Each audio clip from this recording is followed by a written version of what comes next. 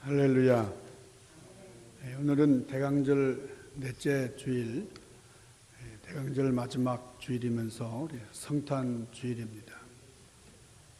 성탄절을 우리 교리적으로 설명할 때에 하나님이신 그리스도께서 육신이 되셨다, 영이신 하나님께서 육신이 되셨다 하는 그런 의미가 있습니다. 그래서 성탄절은 하나님께서 인간의 몸을 입으시고 이 세상에 내려오시나이다. 그래서 인카네이션 이렇게 교리적인 설명을 하는데, 이 인카네이션이라고 하는 말은 이 카네이션, 온 우주라는 말이 이제 카네이션이잖아요.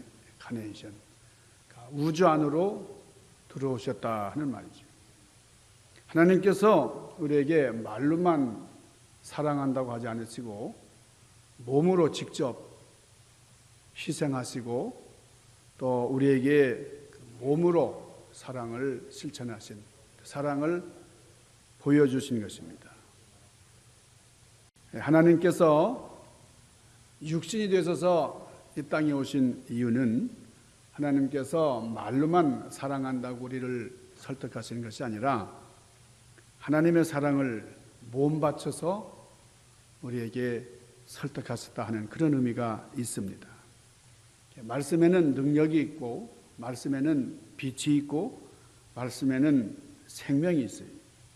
이 말씀이 천지를 창조하셨습니다. 그렇기 때문에 하나님께서 우리에게 몸으로 오시지 않으셔도 우리를 구원하실 능력이 얼마든지 있으세요.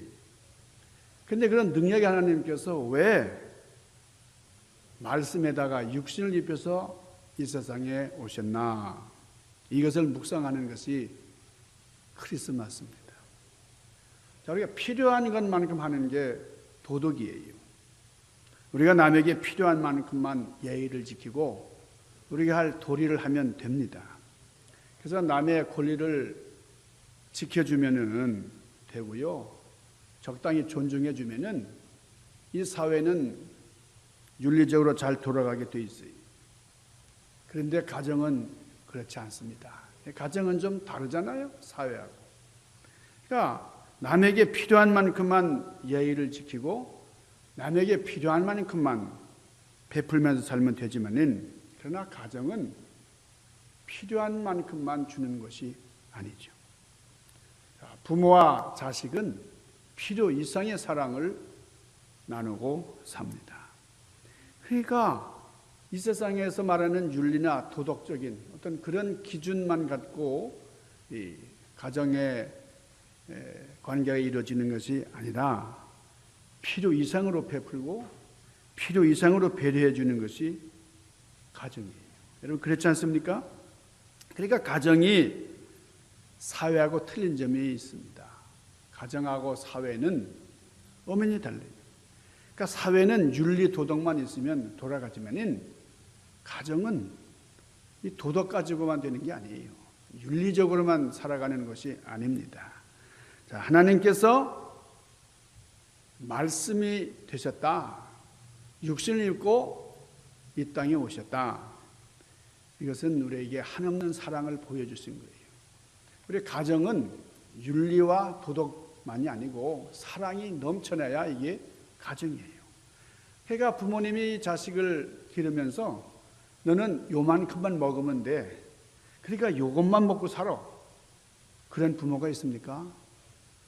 더 먹이고 싶고 잘 먹이고 싶고, 그렇죠. 필요한 만큼만 공부시켜서 자식을 키우는 그런 부모는 없습니다. 더 잘 먹이고 더 좋은 것을 입혀주려고 끊임없이 사랑을 베푸는, 그게 부모의 마음이에요. 자, 하나님의 마음이 그렇다는 거예요. 로마서 8장 32절에 하나님의 마음이 나타나 있습니다.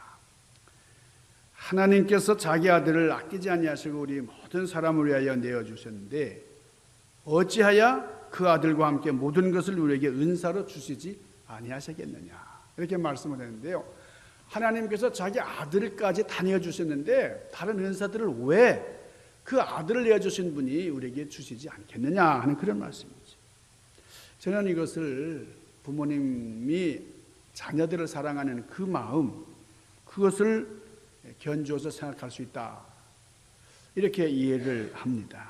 아들을 주신 것으로 충분해요.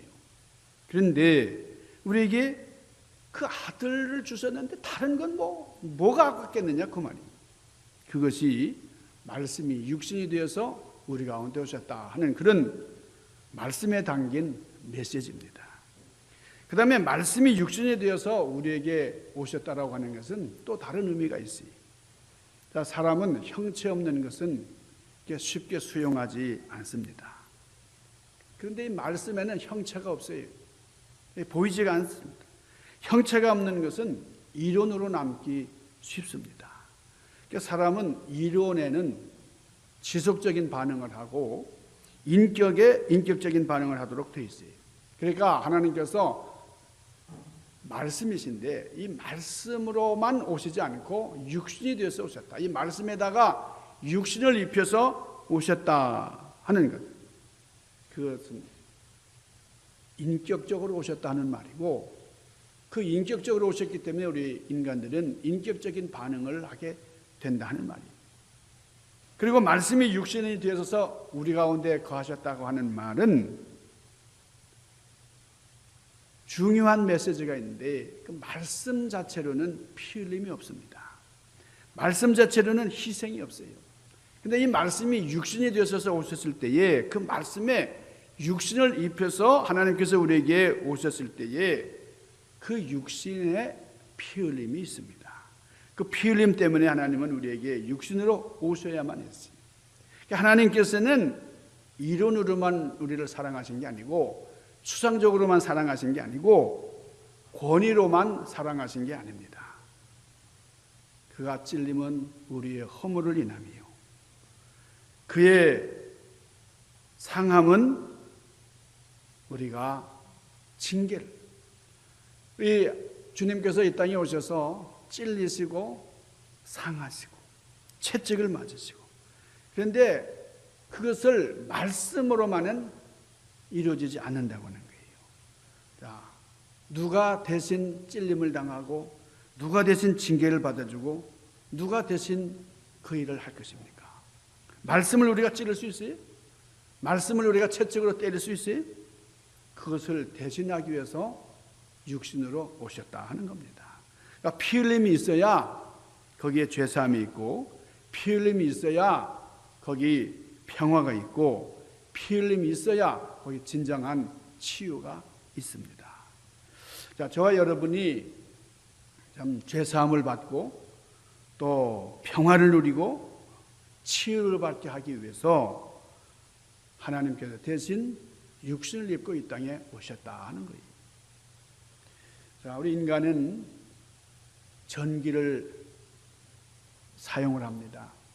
오늘도 우리가 전기를 사용하고 내일도 전기를 사용할 텐데, 이런 말이 있습니다. 물은 생명을 만들고 불은 문명을 만들고 전기는 현대 문명의 시작이었다. 이런 얘기입니다. 자, 이 현대 문명에 있어서 이 전기는 없어서는 안 될 아주 중요한 존재. 우리는 한순간이라도 이 전기가 없으면 참 불편해합니다. 그런데 이 전기의 존재를 맨 처음 알아낸 사람이 있어요. 누굴까요? 누가 최초로 이 전기를 발견했을까요? 이 사람은 과학자가 아니고 철학자예요. 기원전 600년 그리스의 철학자 탈레스입니다. 이 탈레스가 이 그리스인들이 장식품으로 사용하던 보석, 이 호박을, 이 보석을 털 가죽으로 문지르다가 거기에 이 실효락에 달라붙는 그 정전기 현상을 발견을 했어요. 그래서 실험 끝에 전기가 있구나. 이 전기라고 하는 존재를 알아낸 사람. 이 사람이 탈레스고 이것이 현대 문명의 기초가 된 겁니다. 이 전기를 뜻하는 이 일렉트리시티라고 하는 단어는 이 헬라어 이 보석, 호박을 의미하는 일렉트론에서 유래했다 그러잖아요. 호박이라고 하는 이 그리스어 일렉트론, 이것이 오늘날 우리가 사용하는 전기라는 말의 어원이 된 거예요. 탈레스 이후에 2500년이 지난 1879년에 우리 발명왕 에디슨이 탄소 전구를 발명하는데 성공을 했습니다. 자, 오늘날 우리는 잠시도 전기가 없어서는 살 수가 없는 그런 존재들이 됐는데, 잠깐만 정전이 돼도 큰일이잖아요. 정말 뭐 한 몇 분만 정전이 됐다 그러면 굉장히 문제를 많이 야기합니다. 제가 초등학교 다닐 때는 전기가 뭔지를 몰랐어요. 제가 참 중학교 이제 올라가면서 전기가 들어왔는데, 이 제주도 산골짜기는 전기 구경을 못하면서 자란 아이들이 참 많았어요. 그냥 호롱불 아래서 저녁 식사를 마치고 나면은 그냥 자야 됩니다. 다른 거 할 수가 없어요. 온 세상에 전등불이 밝혀져 있었지만은 이 제주도 골짜기에는 전기가 전혀 없었어요. 여러분, 예수님의 탄생도 마찬가지. 예수님께서 탄생하셨지만은, 그러나 어떤 사람들에게는 뒤늦게까지 탄생하지 않았었어요. 탄생 그 자체를 모르는 사람들도 많이 있어요. 여러분, 여러분의 성탄절은 언제입니까?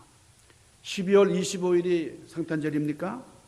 성탄절은 우리가 예수님을 영접하는 그날이 성탄절이에요. 자, 어떤 사람은 성탄절을 맞이했지만은 어떤 사람은 성탄절이 뭔지도 모르고 그렇게 지나가는 사람들이 있어요. 무엇 때문에 아직도 성탄절을 맞이하지 못했나요? 그렇게 된 이유가 있습니다. 어떤 사람은 죄 때문에 의로운 주님께 못 온다 그래요. 나는 바쁘고 피곤해서 못 간다고 그렇게 핑계를 해요. 아직 할 일이 많다고. 나는 내가 해야 할 일이 너무 많기 때문에 갈 수가 없다고 그럽니다. 자, 우리는 12월 25일을 성탄절로 지키는데, 이 12월 25일이 어찌하여 성탄절이냐? 여기서 의견들이 참 많아요. 근데 성탄절을 12월 25일로 지키게 된 것은 예수님 오신 후에 335년부터 12월 25일을 성탄절로 지키게 됐는데, 로마의 동부에서는 1월 6일을 성탄절로 지키기도 했습니다. 본래 이날은 태양신을 숭배하는 날이에요. 그러니까 자신들의 태양신이 태어난 날을 생각하면서 그렇게, 우리 하나님도 그런 분이니까 그렇게 12월 25일로 정했다 하는 말이 있어요. 그러니까 이것은 문제다. 확실히 예수님이 태어난 날도 아닌데 왜 우리가 이 날을 지키냐? 여기 비판하는 사람들도 있어요. 그런데 이런 논쟁은 우리에게 중요한 게 아니에요. 우리가 알아야 할 것은 예수님께서 탄생하신 날이 언제냐? 그런 건 그렇게 중요한 게 아니에요. 정말 중요한 것은 우리가 예수님을 만난 날이에요.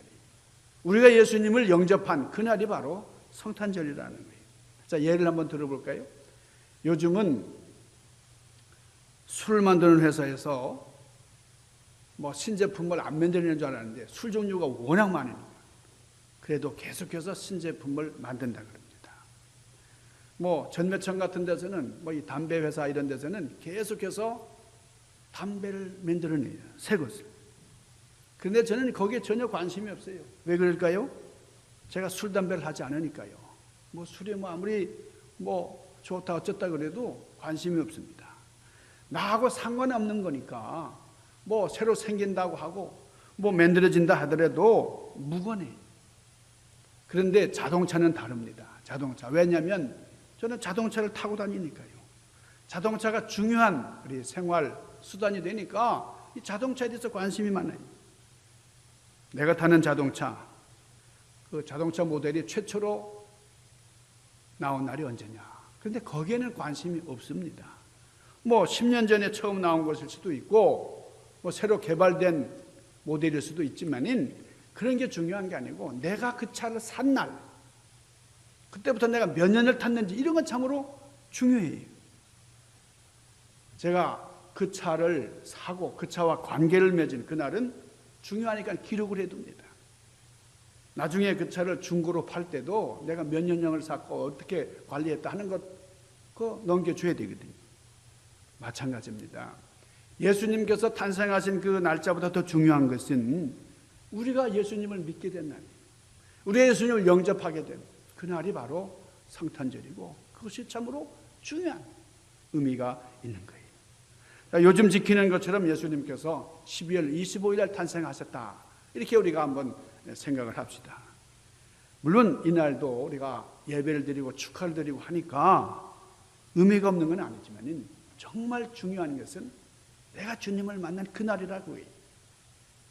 주님을 영접한 그날이라고 해요. 내가 5월 10일 날 예수님을 만났다. 그날 내가 회심했다. 그러면 그날이 나의 성탄절이 되는 겁니다. 그러니까 이런 의미에서 우리는 우리들만의 성탄절을 지키는 거예요. 사람마다 성탄절 날짜만 다른 게 아니에요. 시기도 다릅니다. 이 성경에 보면 예수님의 모친 마리아가 예수님을 영접했는데, 여러분 이 마리아는 예수님이 탄생하기 전부터 이미 천사의 수태고지를 받고 예수님을 영접한 사람입니다. 천사가 와서 아들을 낳을 것이다. 그것은 바로 하나님이시다. 성령으로 잉태된 것이 나타날 것이다. 그 이름을 예수라 하라, 임마누엘이라 하라. 이런 말씀을 들었을 때 그날이 바로 마리아 인생의 성탄절이다. 요셉은 마리아를 의심하지 말고 데려오너라. 그 천사의 말을 듣던 그 순간 거기 순종할 때에 예수님이 오신 거예요. 그것이 바로 요셉의 성탄절이었습니다. 목자들에게는 예수님이 탄생하시던 날 천군 천사들이 목자들에게 임했어요. 그래서 목자들이 예수님을 경배했습니다. 예수님을 영접했어요. 그날, 그러니까 목자들에게는 바로 그날 밤이 성탄절이 되는 것이지. 그런가 하면 어떤 사람은 예수님께서 탄생하실 때는 모르고 있다가 한참 후에 예수님이 오신 후 수십 년이 지난 다음에 예수님을 만난 사람도 있어요. 베드로 같은 사람. 예수님 탄생 때 베드로 얘기 없잖아요. 그런데 예수님께서 공생애를 를 시작하시고 제자 삼으시고 반석이라고까지 불러주신 이 베드로. 그 베드로의 마음속에 주는 그리스도이시요 살아계신 하나님의 아들이십니다. 영접하는 그때 그것이 바로 베드로의 성탄절이었다는 겁니다. 베드로는 목자들보다 한 30여 년 늦게 성탄절을 맞이한 셈이죠. 또 사람마다 성탄의 사건을 경험하는 장소가 각각 달라요. 양을 지키던 목자들이나 동방에서 온 박사들, 이 사람들은 예수님께서 탄생하신 마을간에 가서 직접 예수님을 만났습니다. 그러니까 이 사람들은 마을간이 바로 성탄절의 현장이죠. 누가복음 2장에 등장하는 안나라고 하는 여선제자가 있고 또 시몬이라는 사람이 있는데 이 사람들은 성전에서 예수님을 만났어요. 아기를 안고 들어오는 그 예수님의 어머니를 보면서 주제요, 하나님의 영광을 봅니다. 그러면서 경배를 하잖아요. 그러니까 그분들에게는 성전이 바로 성탄절의 현장이 되는 겁니다. 이렇게 보면은 우리 모두가 그 성탄절 그 날짜가 다르고 또 성탄절 만났던 그 현장이 다 다른 거예요. 그러니까 중요한 것은 우리 인생에 있어서 그분을 주님으로 맞아들인 날, 그리고 맞아들인 곳, 그곳이 언제였느냐, 거기가 어디였느냐, 이게 참으로 중요한 거예요. 자, 이제 하나 질문을 드리겠습니다. 여러분의 성탄절은 언제였어요?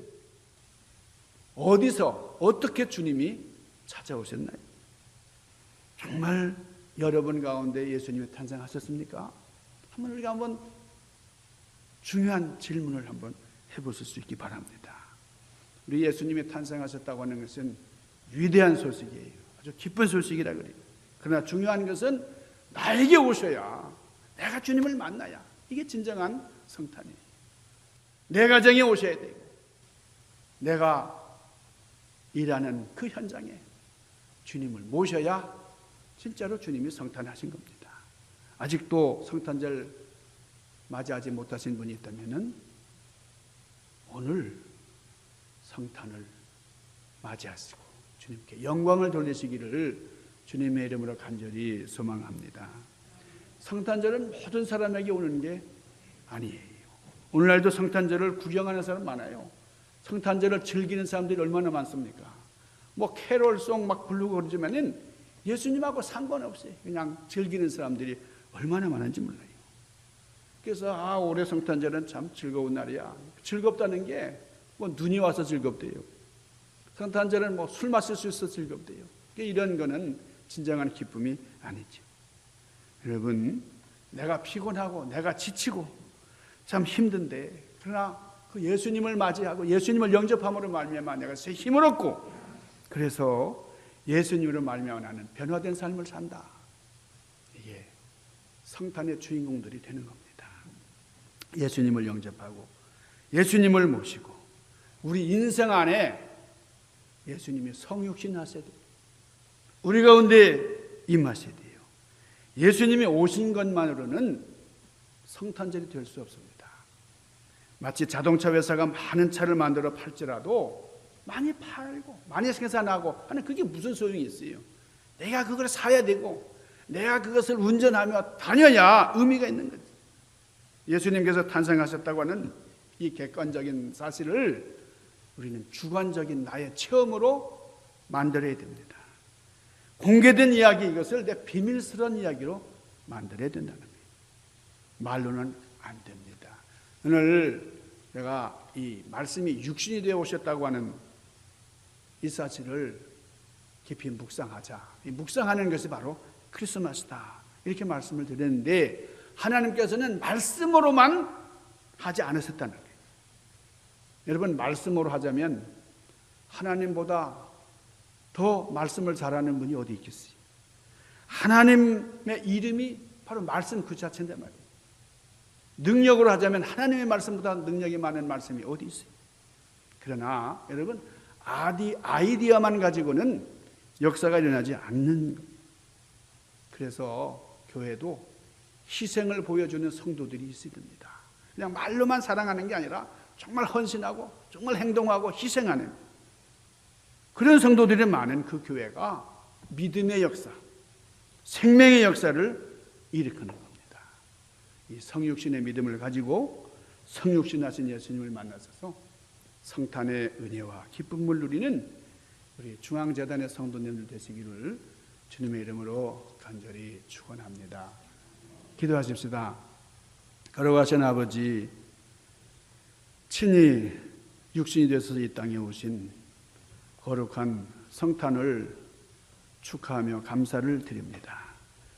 우리에게 성탄의 경험이 있게 하시고 주님을 모시고 끝까지 승리하는 저희들 되도록 은총으로 함께하여 주시옵소서. 임마누엘 예수님 이름 받들고 간절히 구하옵나이다. 아멘.